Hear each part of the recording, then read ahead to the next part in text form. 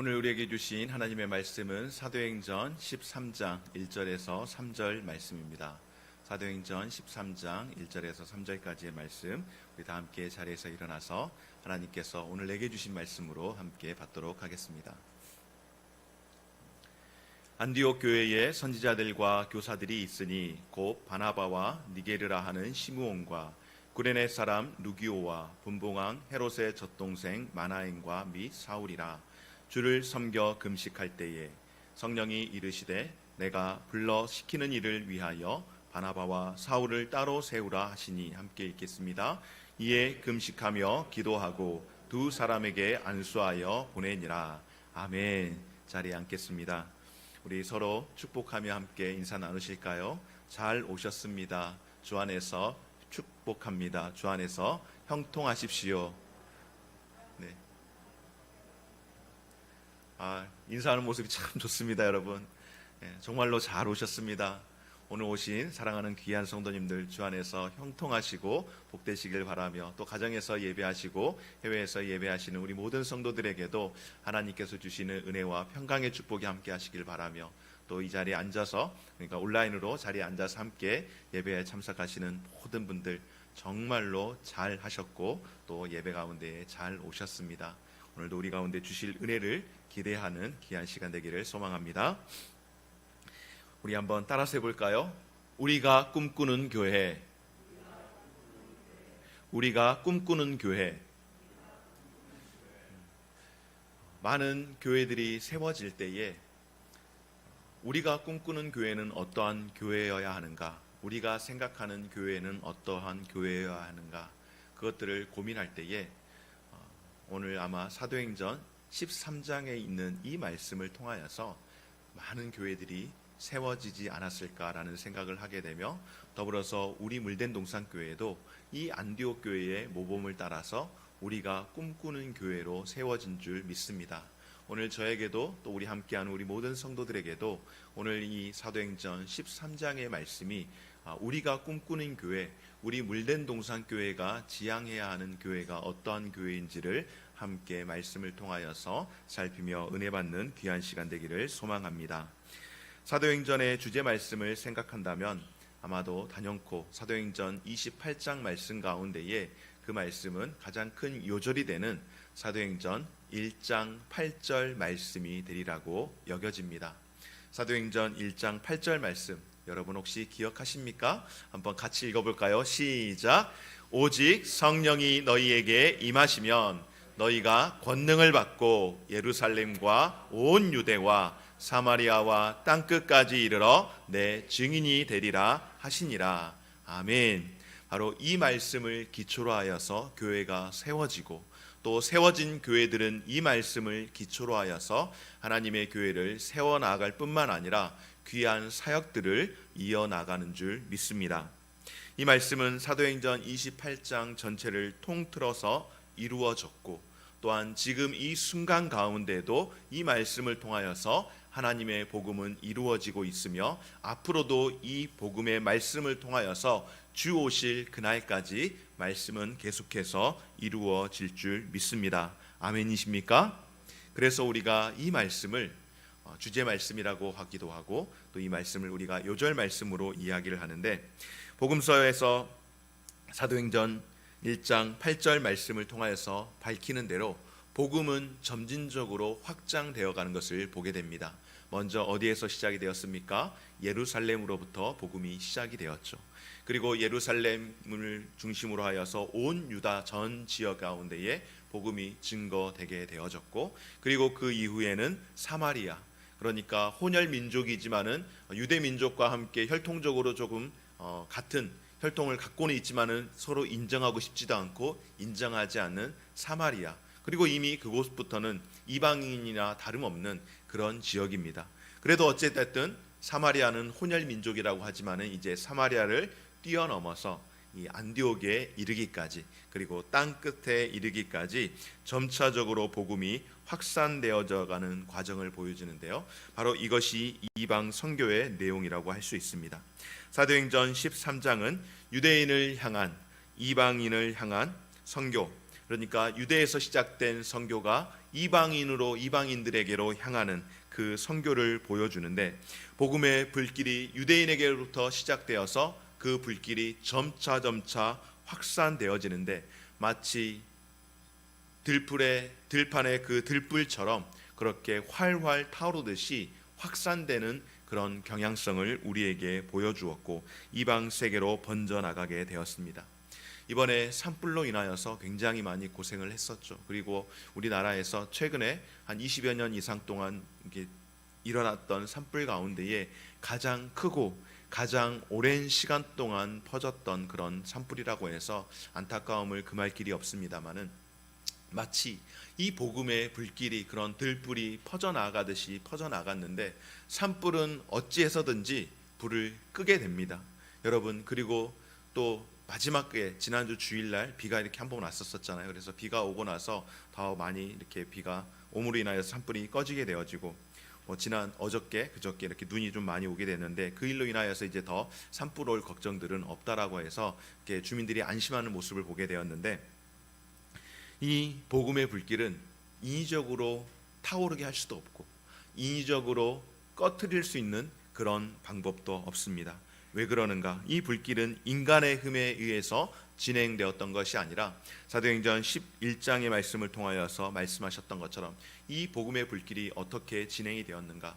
바로 주의 손길을 통하여서, 하나님의 손을 통하여서 계속해서 복음이 확장되어지고, 그 복음의 불길이 이방 땅까지 이르게 되었기에, 이것은 인위적으로 일어난 일이 아닐 뿐만 아니라 사람의 힘으로도 어찌 할 수 없는 그런 능력이었음을 우리에게 선포합니다. 이제 이 구체적인 이방 선교를 위해서 하나님께서는 안디옥 교회를 세우시고, 그리고 그 안디옥 교회 가운데서 지도자로서의 역할을 감당했던 사울을 부르셨습니다. 일종의 세대 교체가 일어나게 되어지는데요, 이제 선수 교체가 일어나게 되는 것을 보게 됩니다. 우리가 함께 보았던 말씀 가운데에 사도행전 12장 17절 말씀을 보면은, 지난주에 보았던 말씀이기도 하죠. 베드로가 그들에게 손짓하여 조용히 하게 하고, 주께서 자기를 이끌어 옥에서 나오게 하던 일을 말하고, 또 야고보와 형제들에게 이 말을 전하라 하고 떠나 다른 곳으로 가니라. 아멘. 바로 베드로가 그동안에는 사도행전 1장에서부터 시작하여서 12장에 이르기까지 주인공이 누구였습니까? 복음을 전하는 주인공이 사도 베드로였습니다. 사도 베드로가 주인공이었다라고 한다면, 이제 13장에서부터는 그 주인공이 바뀌게 되어지는 겁니다. 바로 선수 교체가 이루어지게 되어지는데, 물론 베드로 사도가 사도행전 15장에 예루살렘 교회에 방문하게 되어지고, 그곳에서 복음을 전하는 일들이 있습니다. 그리고 역시 베드로는 이곳에서 사도행전에서는 사라졌지만은, 그러나 다른 곳에서 복음을 많이 전하게 되어지고, 특별히 로마에서도 복음을 전하면서 베드로 전서와 베드로 후서를 기록할 만큼 그 사역을 계속해서 이어나갔는데, 중요한 것은 바로 이제 이 사도행전에서 지금까지 베드로를 중심으로 하여서 복음의 확산이 이루어졌다라고 한다면, 이제는 세대 교체를 통하여서 사울을 통하여서 복음이 선포되어지는 것을 보게 되어지는데, 오늘 이러한 선교의 대전환이 어떻게 이루어지게 되었는지, 그리고 안디옥 교회는 이를 어떻게 알고 또한 성령님의 그 말씀하심에 순종하게 되었는지 함께 살피면서 은혜를 받고, 또 오늘 이 시대 가운데에 우리 교회가 또 가져야 할 자세를 함께 살피는 귀한 시간 되기를 소망합니다. 먼저 안디옥 교회는 어떠한 교회였는가 한번 따라서 할까요? 다양성이 인정되는 교회.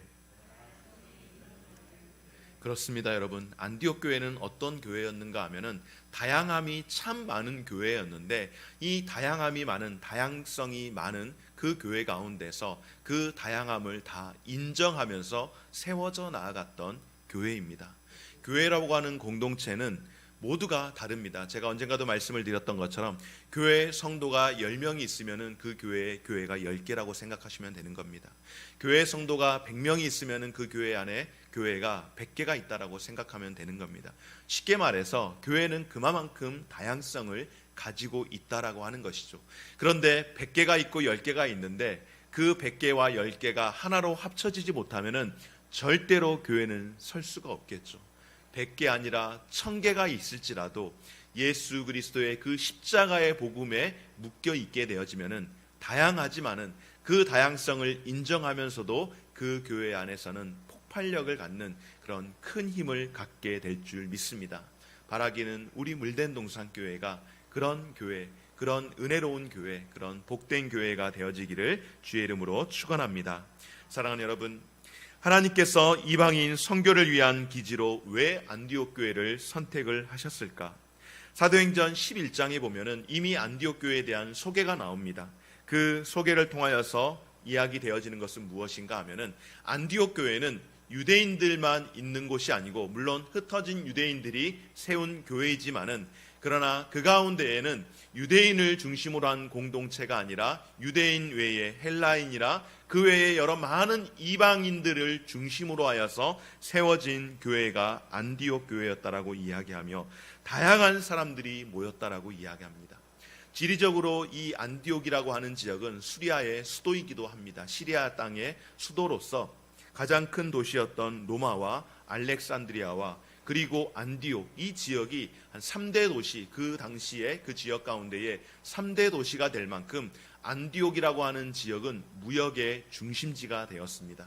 여러분, 우리도 알다시피 우리나라 가운데에 옛 아주 오랜 시절에, 그러니까 조선시대까지를 올라가게 되어지면 부산이라든지 부산 동래포구, 우리가 역사를 통해서 들어보지 않았습니까? 그곳에 많은 외인들이 참 많이 있었죠. 그리고 제물포 포구에도 역시 이 중국인들, 당시에 뭐 이렇게 청나라나 그 이전 시대 나라 사람들이 있었을 뿐만 아니라, 그리고 우리가 잘 알지는 못하지만은 역사적으로 기록에 의한 걸 보면은 저 멀리 인도라든지 아니면은 아랍의 상인들도 우리나라 조선 땅에 와서 잠시 머물기도 하고 그곳에서 뿌리를 내리면서 살기도 했던 그런 사람들이 아주 극소수이지만은 있었다라고 합니다. 하물며 이 수리아라고 하는 지역은 지금의 실크로드의 그 길을 따라서 가는 곳이라고 보면은 그곳에 많은 상인들이 유입이 될 수밖에 없는 것은 지리적인 위치에 의해서 당연하다라고 볼 수가 있는데요. 그만큼 이 지역은 유대인뿐만 아니라 이방인들도 여러 종족의 많은 사람들이 모여 있는 그런 곳이었습니다. 그런 곳에서 바로 바나바와 사울의 가르침을 통하여서 이 안디옥 교회 성도들이 받았던 별명이 있었죠. 여러분 기억하십니까? 바로 그리스도인이라는 그런 칭호를 그들이 받게 되었다라고 할 만큼, 한마디로 바나바와 사울을 통하여서 이 안디옥 교회가 세워지게 되었고, 이 안디옥 교회에서 말씀을 배우고 예배를 드리는 많은 성도들이, 여러 많은 외인들이 교회로 유입되게 되었고, 그들이 건강한 성도로, 건강한 교회로 세워지게 되었다라고 하는 사실입니다. 이 교회가 여러 많은 외인들이 있었다라는 것을 오늘 우리가 함께 본 1절 말씀을 통하여서 우리가 함께 볼 수가 있는데요. 안디옥 교회에 선지자들과 교사들이 있었으니, 그러니까 안디옥 교회의 성도들뿐만 아니라 안디옥 교회에 지도자들이 있었는데, 이 지도자들이 어떤 지도자들이었는가? 곧 바나바는 우리가 잘 알고 있죠. 니게르라 하는 시므온과 구레네 사람 루기오와 분봉왕 헤롯의 젖동생 마나엔과 및 사울이라. 아멘. 5명의 지도자를 소개하고 있는데요. 이미 소개된 바나바와 사울은 우리가 잘 알고 있습니다. 그런데 바나바와 사울 외에 이 3명의 사람이 있는데, 이 3명의 사람의 그 이름 앞에 다른 수식어가 붙어 있는 것을 보게 되어집니다. 먼저 니게르라 하는 시므온과 그리고 구레네 사람 누구입니까? 루기오라는 사람이 등장을 하죠. 니게르와 구레네라고 하는 이야기는 이 피부가 검다라고 하는 그런 의미를 가지고 있습니다. 그러니까 이 사람들은 최소한 이 시리아 지역에서 온 사람은 아닙니다. 누구인가 하면은 북아프리카, 바로 구레네라는 지역이 북아프리카, 오늘날로 말하면은 그 이집트 그 지역을 비롯하여서 그쪽의 북아프리카 지역에서 온 사람들인데, 그러니까 구레네라고 하는 지역은 그 지역을 이야기하는 것이고, 니게르라고 하는 이 표현은 얼굴이 검다, 피부가 검다라고 하는 이야기입니다. 아프리카 출신이라고 이야기할 때에 요즘은 많이 이런 어떤 인종차별적인 게 많이 바뀌긴 했지만은 당시에는 조건이 그다지 좋지 않은 그런 배경이었다라고 생각을 할 수가 있습니다. 그런데 놀라운 사실은 무엇입니까? 이 지역에서 온 사람들인데도 불구하고 지금 이 사람들이 안디옥 교회의 지도자로 세워져 있다라고 말씀을 하는 것이죠. 여러분, 바로 이것이 하나님 나라의 모습 아니겠습니까? 또한 세 번째 사람은 누구인가 하면은 분봉왕 헤롯의 젖동생 마나엔이라고 표현을 하는데, 여러분, 이 헤롯 누구인가? 아주 악한 사람입니다. 이 헤롯이라고 하는 사람은 바로 헤롯 안티파스라고 하는 사람이에요. 헤롯이 여러 명이 등장하는데 헤롯 1세, 헤롯 대왕이라고 하는 사람, 바로 예수님을 죽이려고 했던 그 사람. 그리고 두 번째 사람이 이 헤롯 안티파스라고 하는 사람인데, 이 사람이 어떤 사람이었는가? 바로 세례 요한을 교수형시켜서 세례 요한의 머리를 그 쟁반에 담아다가 조카에게 주었던 그 일이 있었던 그 사람, 바로 그 악한 사람이 이 헤롯인데, 이 악한 사람과 함께 살았던 사람입니다. 그의 젖동생이라고 하는 이야기는 바로 마나엔의 어머니가 헤롯의 유모가 아니었을까라고 추측을 하면서, 그러니까 이 마나엔이 그 어머니에게 젖을 먹을 때에 헤롯도 마나엔이라고 하는 사람에게 젖을 먹으면서 살았다라고 하는 것. 한마디로 두 사람이 어릴 때는 한솥밥을 먹으면서 삶을 살았다라고 하는 것입니다. 그런데 세월이 많이 지나고 나서 그 인생의 결과를 보니까 여러분 어떻습니까? 너무나도 다른 사람 아닙니까? 한 사람은 교회 가운데에 큰 악을 행한 정말로 악한 사람으로 살았는가 하면, 그래서 세례요한을 죽이고 하나님 나라의 원수로 살았던 반면, 또 한 사람은 어떻습니까? 같이 먹고 자랐는데 마나엔이라고 하는 사람은 하나님 나라 교회 가운데의 지도자가 되었다라고 하는 사실입니다. 여러분, 어떤 환경에서 자랐느냐라도 중요하지만 그 가운데서 무엇을 선택하며 살아가느냐 하는 것은 바로 인생을 이렇게 크게 극과 극으로 만들어 간다라고 하는 사실입니다. 뿐만 아니라 사울은 우리가 이미 잘 알고 있죠, 여러분. 엄격한 바리새파 출신의 사람이며 날카로운 지성인이라고 할 수가 있습니다. 이렇게 바나바와 시므온과 루기오와 마나엔과 사울, 이 다섯 사람이 안디옥 교회의 지도자였는데, 각자 다른 환경과 다른 교육을 받았던, 다른 문화에서 삶을 살았던 사람들이 한 교회의 지도자가 되었다라고 하는 것. 배경과 신분이 다르고 수준이 다 다르지만은, 그러나 이 사람들은 한 교회의 지도자로서 그 사역을 감당했다라고 하는 것은 참으로 아름답고 너무너무 멋있는 일이 아닐까 생각을 해봅니다. 바라기는 우리 교회 공동체가 각자의 배경이 다르고 생활이 다르고 습관이 다르지만, 그러나 교회 안에서 하나의 공동체로서 이렇게 아름답게 이루어져야 가야 하는 것, 이것이 바로 우리 물된 농산교회가 지향해야 할 교회 공동체의 모습인 줄 믿습니다. 그렇습니다, 여러분. 하나님 나라는 바로 단일성이라는 어떤 그런 모습으로 살아가기보다는 다양하지만은 다양한 가운데서 큰 힘을 발휘하는 그런 교회가 되어질 때에 하나님의 능력이 나타나서 사람의 힘으로 감당할 수 없는 그 이상의, 우리의 이성을 초월하는 그 이상의 일들을 하게 될 줄 믿습니다. 교회 안에서 섬기는 일 또한 역시 마찬가지입니다. 교회 안에 다양한 사람들이 모여 있는 것뿐만 아니라 교회 안에서 섬기는 일들도 역시 마찬가지이죠. 에베소서 4장 11절에서 12절 말씀을 통하여서 교회 안에 여러 다양한 직분들을 말씀하는데요, 그가 어떤 사람은 사도로, 어떤 사람은 선지자로, 어떤 사람은 복음 전하는 자로, 어떤 사람은 목사와 교사로 삼으셨으니 이는 성도를 온전하게 하여 봉사의 일을 하게 하며 그리스도의 몸을 세우려 하심이라. 아멘.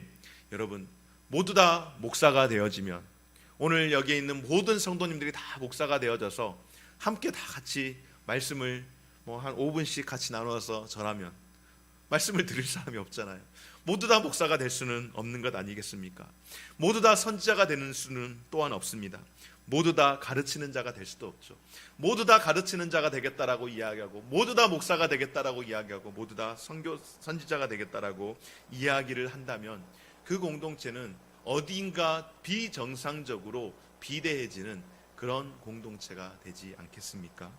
교회가 그리스도의 몸이고 우리가 각 지체라고 하는데 모두 다 똑같아야 한다라고 이야기하고, 아니 모두 다 나와 같아야 한다라고 생각하면서 내가 기준이 되어지고 모두 다 내가 하는 것을 해야 된다라고 그렇게 이야기를 해버린다면 여러분, 그 교회가 어떻게 건강한 교회로 설 수 있겠습니까? 결단코 그런 교회는, 그런 공동체는 건강한 공동체가 되지 못합니다. 다양하지만은, 그러나 그 다양성을 서로 이해해주고 인정해주고 배려해주고 세워주면서 함께 할 때에 교회가 어떻게 되어집니까? 오늘 말씀하는 것처럼 성도를 온전케 하며 봉사의 일을 하게 함으로 그리스도의 몸된 교회를 세워나가는 것입니다. 어떤 이는 교사로 봉사를 하기도 하고, 어떤 이는 안내를 하기도 하고, 어떤 이는 또한 주방에서 봉사를 하기도 하고, 어떤 이는 차량으로 봉사하고 주차 봉사를 하기도 하고, 어떤 이는 예배 후의 시간들을 또 봉사하기도 하고, 어떤 이는 찬양대로 봉사하고, 각자 다른 역할들을 가지고 봉사에 나아갈 때에 그날 함께 드리는 예배가 함께 하나님 앞에 기쁨이 되어지고 영광이 되어지고 우리에게 은혜가 되어지는 것 아니겠습니까? 바로 이런 공동체, 이런 은혜가 충만한 그런 공동체의 예배가 우리 교회의 예배가 되기를 소망하며, 곧 이 코로나가 조금 빨리 지나가서 이런 공동체가 다시금 회복되어져서 함께 예배하고 함께 기뻐하며 함께 세워져 나아가는 그런 우리 교회 되어지시기를 주의 이름으로 축원합니다. 아멘. 바로 그런 교회가 다양성을 인정하며 또한 수용하는 능력을 키우는 교회가 되는 줄 믿습니다. 바로 그런 교회가 하나님 앞에서 더 큰 일도, 또 선교하는 공동체로서의 그 일들도 감당하게 될 줄 믿습니다. 오늘 두 번째로 함께 살피기를 원하는 안디옥 교회의 모습은 어떤 교회였는가? 함께 따라할까요? 예배하는 공동체. 그렇습니다. 안디옥 교회는 예배하는 공동체, 바로 예배하는 교회였습니다. 아니 목사님, 교회가 당연히 예배하는 거죠. 그렇죠. 교회가 당연히 예배하는 거죠. 교회가, 예배가 생명입니다. 교회가 존재하는 이유는 바로 예배 때문인 줄 믿습니다. 그럼에도 불구하고 교회가 모양은 분명 문의는 예배인 것 같은데 실제는 예배가 되지 않는 교회들이 얼마나 많이 있는지 모르겠습니다. 오늘 2절 말씀 가운데에 주를 섬겨 금식할 때에 성령께서 말씀하십니다. 여러분, 사명을 언제 받게 되었을까요?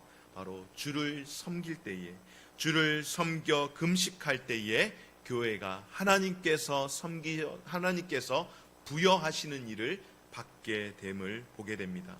여기서 특별히 주를 섬겼다라고 말씀을 하는 것은 봉사의, 단순히 일을 하는 봉사의 의미, 개념이 아니고, 이 주를 섬긴다라고 하는 것은 바로 경배, 예배한다라고 하는 그런 의미를, 그런 뜻을 가지고 있습니다.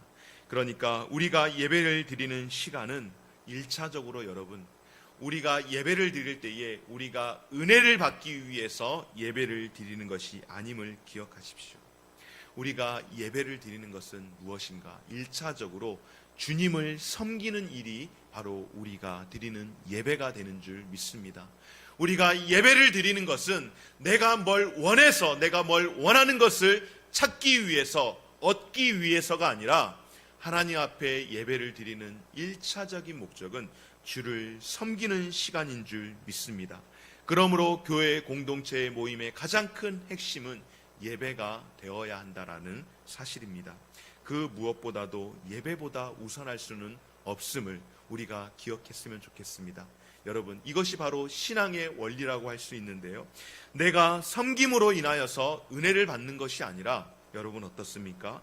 내가 심어야 복을 받는 것입니다. 여러분, 내가 은혜를 받음으로 인하여서, 내가 은혜를 받아야 내가 주님을 섬길 것 아닙니까? 이게 아니라는 것이죠. 내가 먼저 드려야, 내가 먼저 헌신해야, 내가 먼저 심어야, 내가 먼저 예배를 드림을 통하여서 하나님 앞에서 그 가운데에 공급하시는 은혜를 받는다라고 하는 것, 이것이 바로 신앙의 원리입니다. 비록 코로나로 인하여서 여러분 우리가 예배 드릴 수 있는 그런 환경이 많이 제약이 되고 어렵지만은, 그렇다고 해서 코로나 끝나면은 뭘 하겠다 그게 아니라, 그럼에도 불구하고 이와 같은 환경 가운데에서도 그럼에도 불구하고 하나님 앞에 예배하는 것을 먼저 하겠습니다 라고 하는 것, 그것이 하나님이 원하시는 것이고 그것이 주를 섬기는 일이며 그것이 바로 신앙의 첫 번째 원리가 되는 줄 믿습니다. 성도가 예배를 드린다라고 하는 것은 하나님께 집중을 하는 것인 줄 믿습니다. 그리고 그 다음에 금식이 이루어지는 것이죠. 여러분, 금식이라고 하는 것, 우리가 잘 아는 것처럼 외부로부터 들어오는 음식을 절연하는 것 아니겠습니까? 단절하는 것입니다. 그만큼 금식이라고 하는 것은 내가 먼저 하나님 앞에 예배를 드림을 통하여서 은혜를 공급받을 때에 음식을 먹어야 우리는 육체를 가지고 살아가는 인생이기에 음식을 섭취하고 들어가야만이 힘을 얻어서 살 수밖에 없는 존재이지만은, 그럼에도 불구하고 하나님 앞에 예배하는 일에 있어서만큼은 이 음식을 잠시 잠깐 절연하는 일이 있을지라도, 금식을 하는 한이 있을지라도 하나님 앞에 예배하는 데 더 집중을 함으로 인하여서 외부로부터 들어오는 그 원천을 끊어내고 하나님께로만 더욱더 집중하겠다라고 하는 종교적인 그런 어떤 행위의 고백이 금식인 줄 믿습니다. 그래서 여러분, 금식보다 앞서는 것은 하나님 앞에 예배하는 것이고, 하나님 앞에 예배할 때에 내가 온전히 하나님께 나아가겠습니다. 다른 세상에 내가 내 이성과 내 육신의 힘으로 얻을 수 있는 것은 내가 다 끊어내겠습니다라고 하는 그런 결단을 할 때에 우리가 금식하며 더불어서 기도하는 것인 줄 믿습니다. 바로 이것이 성도들의 삶의 신앙의 원리가 되어야 하고, 앞으로 많은 교회가 비전을 이루는데 사역의 원리가 되어야 하는데, 예배를 통하여서 하나님 앞에 공급받는 은혜가 있어야 할 줄 믿습니다. 오늘 안디옥 교회가 바로 그런 교회가 되었습니다. 하나님께 예배를 통하여서 집중하였고 그 집중을 더하기 위해서 또한 금식을 행한 줄 믿습니다. 왕 대신 하나님 앞에 하나님의 그 다스림과 아버지 되신 하나님의 사랑 앞에 예배하며 섬김을 통하여서 어떤 일들을 합니까? 교회는 주께서 행하도록 하신 일, 주께서 보내신 일을 감당하게 된 줄 믿습니다. 바로 예배하는 중에 성령께서 부여하신, 성령께서 시키신 일들을 감당하고 또한 순종함으로 나아가게 된 줄 믿습니다. 사랑하는 여러분, 예배하는 자가 주님의 사역을 하게 되어지고 또한 주님의 사역을 감당하기 위해서는 우리가 온전히 예배함으로 나아가야 할 때에 저와 여러분, 아니 우리 교회가 이렇게 안디옥 교회처럼 예배가 사역으로 이어지고 또한 여러분 예배가 사역을 감당할 수 있는 그런 능력, 그런 원천을 공급받을 수 있는 저와 여러분, 우리 교회가 되어지기를 주의 이름으로 축원합니다. 또한 그렇게 했을 때에 어떤 일들이 일어납니까? 오늘 2절 말씀 가운데 계속해서 보면은 주를 섬겨 금식할 때에 성령이 말씀하십니다. 내가 불러 시키는 일을 위하여 바나바와 누구를 세우라고요? 사울을 따로 세우라 하시니. 아멘. 여러분, 성령님께서 바나바와 사울을 따로 세우라고 말씀을 하십니다. 따로 세우라고 할 때에 누구에게 지시를 주셨는가? 바로 1절 말씀에 나왔던 그 안디옥 교회 지도자들에게 이 말씀을 하시는 겁니다. 그리고 이 지도자들에게 말씀을 하심은 이 지도자들을 통하여서 그 교회 가운데에 사명으로 주신 것인 줄 믿습니다. 하나님께서 일을 하실 때에, 사명을 감당하게 하실 때에 바로 교회에 세운 지도자들을 통하여서, 리더십을 통하여서 그 교회가 사명을 감당하게 하는 줄 믿습니다. 그러면 여기서 내가 불러 시킨 일, 성령님께서 내가 불러 시킨 일을 바나바와 사울을 따로 세우라고 말씀하는데, 하나님께서 불러 시킨 그 작정하셨던 일이 무엇일까요, 여러분? 우리 다시 한번 기억해 볼까요? 사도행전 9장 15절 말씀입니다. 한번 같이 읽어보겠습니다. 사도행전 9장 15절 말씀 함께 읽을까요? 시작. 주께서 이르시되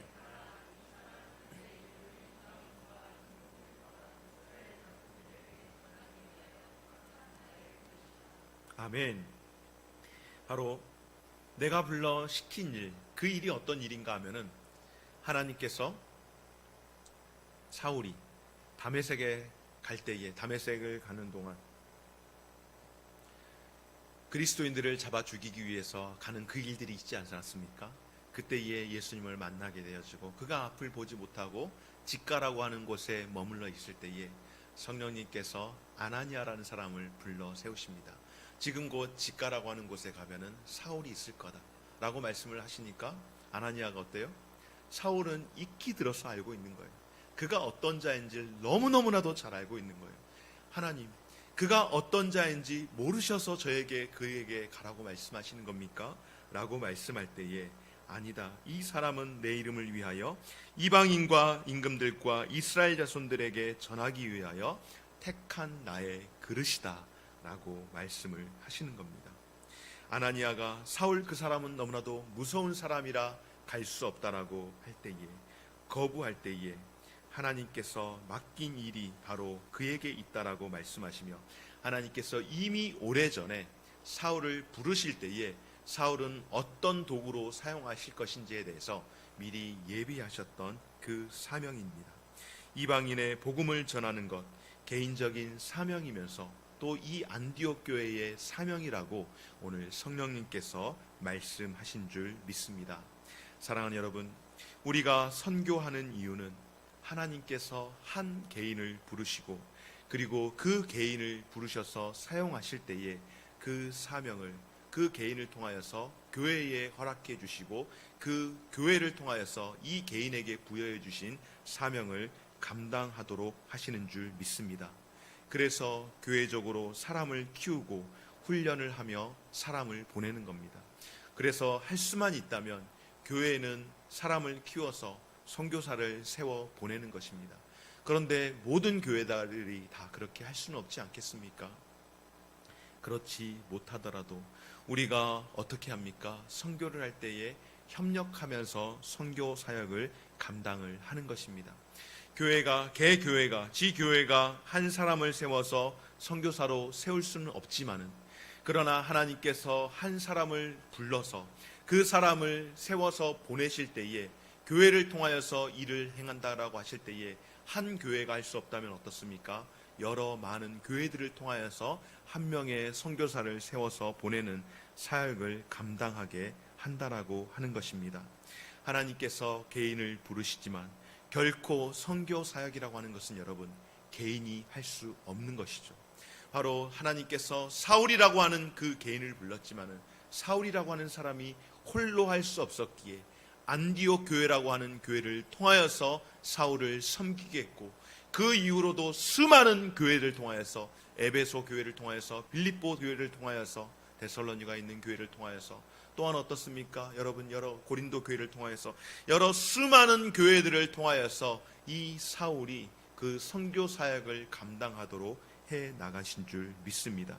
그런 의미적으로 볼 때에 우리 교회도 역시 우리 교회와 함께 선교하며 협력하는 선교사님들을 그런 의미에서 그분들이 하나님 앞에 개인적인 소명을 받아서 선교 사역을 감당하지만은 우리 교회가 그 선교사님을 전폭적으로 지원할 수 있으면은 너무나도 좋고, 우리 교회가 그렇게 또 파송하면은 너무나도 귀하겠지만은 그렇게 하지 못한다 할지라도, 그렇게 우리는 못했으니 안 한다가 아니라 그런 사역들을, 사명들을 부여받은 선교사님들과 여러 교회가 함께 협업하여서 선교 사역을 감당하는 것 또한 하나님께서 우리에게 허락하여 주신 그런 귀한 선교 사역인 줄 믿습니다. 그래서 선교를 감당한다라고 할 때에 여러분, 가는 선교사님 그분만이 선교를 감당하는 것이 아니라 우리는 가지 않지만 우리의 몸은 여기에 있지만은 마음으로 함께 가며 선교 사역을 감당하는 것인 줄 믿습니다. 여러분, 선교만 그럴까요? 그렇지 않습니다. 교회도 똑같은 원리를 가지고 있습니다. 교회에 세운 목사를 통하여서, 이 교회를 통하여 여러분, 제가 어떻게 혼자 다 감당을 할 수 있겠습니까? 여러분들께서 감사하게도 저를 이 교회의 담임 목사로, 물된동산교회 담임 목사로 저를 청빙해 주셨습니다. 그리고 이제 청빙한 목사로 하여금 목회 사역을 조금 편안하게 잘 확실한 보장 가운데 할 수 있도록 다음 주에 이제 교회가 위임을 허락하고 이제 다음 주에 이음식을 받게 되어집니다. 그러면 여러분들의 일이 여기까지일까요? 여러분들은 교회에서 이제 목사를 청빙을 해주셨고, 그리고 위임을 받게 해주셨으니 이제 목사님, 우리는 우리의 할 일을 다 했습니다. 우리는 목사님을 청빙했고 목사님을 위임까지 했으니 이제 다 끝났습니다. 목사님이 이제 교회를 이끌어 가시고 우리는 목사님이 교회를 이끌어 가는 대로 그냥 목사님이 알아서 하시면 됩니다. 이렇게 여러분 손 놔버리면 될까요? 절대 안 되죠. 교회를 청빙을 받고 위임을 받았지만은 교회라고 하는 것이 혼자 감당할 수 있는 것은 그 무엇도 없습니다. 여러분, 장로님들이, 권사님들이, 집사님들이, 성도님들, 청년들, 주일학교 아이들, 모든 구성원들이 우리 물된 농산교회 가운데서 함께 목사가 목회를 잘할 수 있도록 여러분 협력해야 하는 것이, 그것이 성도들의 의무이며 사명인 줄 믿습니다. 제가 목사이고 여러분들이 성도이니까 여러분 저에게 잘하십시오, 그게 아니라 잘해야죠. 목사로 하여금 근심하거나 고민하지 않게끔, 여러 가지 잡다한 생각으로 사로잡히지 않게끔 목사를 잘 섬기는 것은 여러분의 마땅한 의무인 줄 믿습니다. 그러나 그 일들을 하기 위해서 나 혼자, 너 혼자가 아니라 함께 해 나아갈 때에 교회가 세워져 나가는 줄 믿습니다. 안디옥 교회를 성령님께서 그렇게 세워져 나가도록 하셨던 것처럼 우리 물된 농산교회가 선교사역 뿐이겠습니까? 선교사역뿐만 아니라 모든 일들 가운데에 교회가 건강하게 세워져 나갈 수 있도록 성도님들 한 분 한 분 한 분이 함께 힘을 모아 세워 나아가는 교회, 선교사역을 위해서 함께 헌신하고 교회를 세워 나가기 위해서 함께 기도하는 우리 교회, 우리 모든 성도들 되어지시기를 주의 이름으로 축원합니다. 아멘. 마지막으로 함께 세 번째로 함께 생각하기를 원하는 것, 바로 안디옥 교회는 어떤 교회였는가? 바로 순종하는 교회인 줄 믿습니다. 세 번째로 순종하는 교회였는데 한번 따라서 할까요? 순종하는 교회.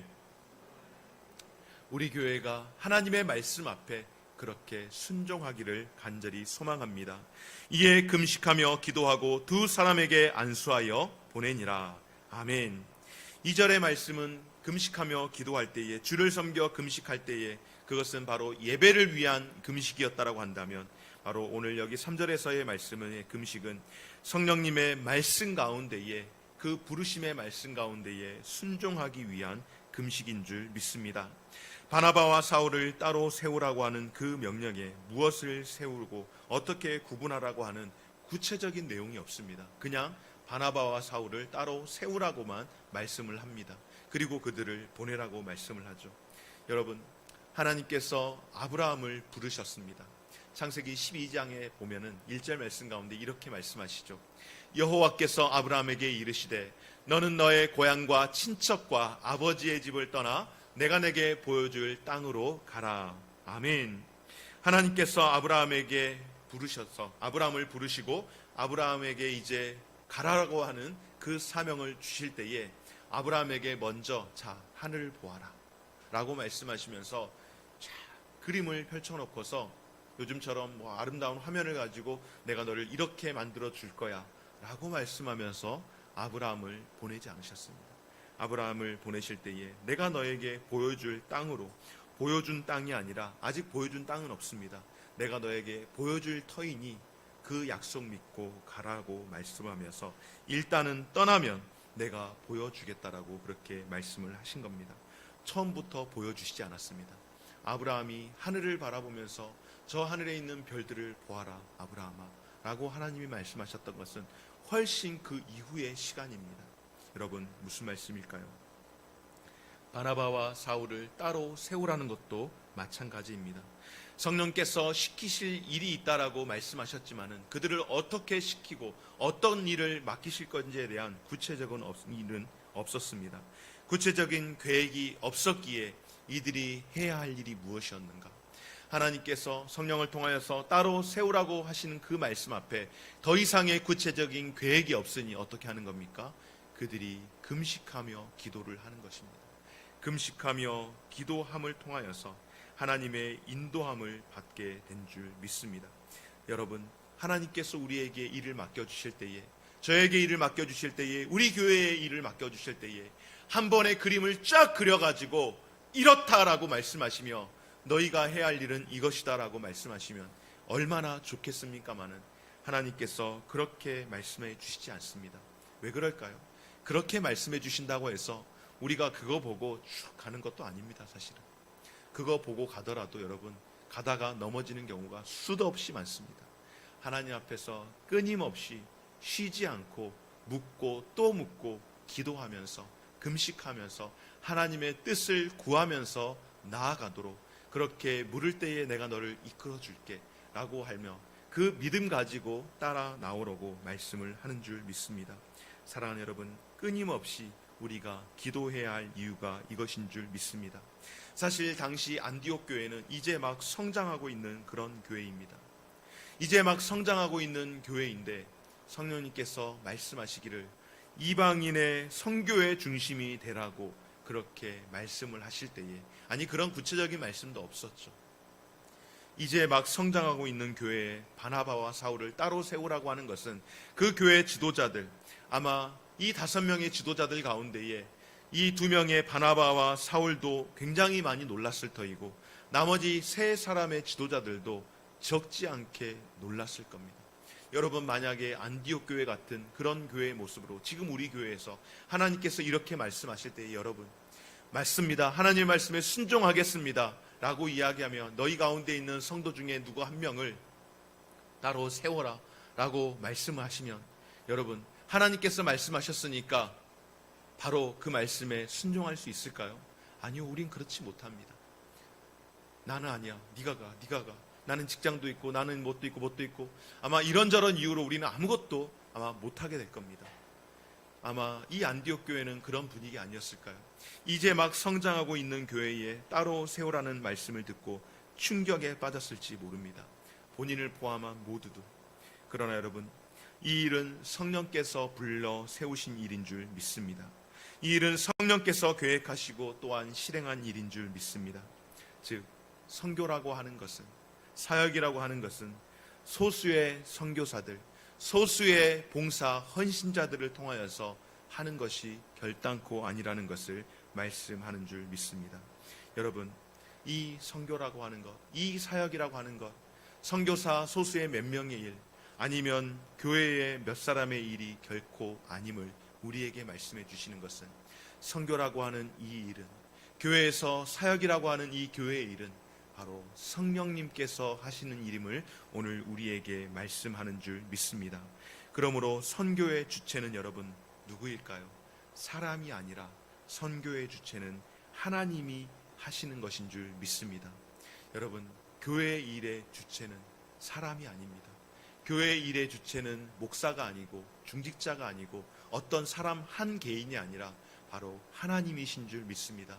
선교의 주체도 하나님이시고 교회의 주체도 하나님이신 줄 믿습니다.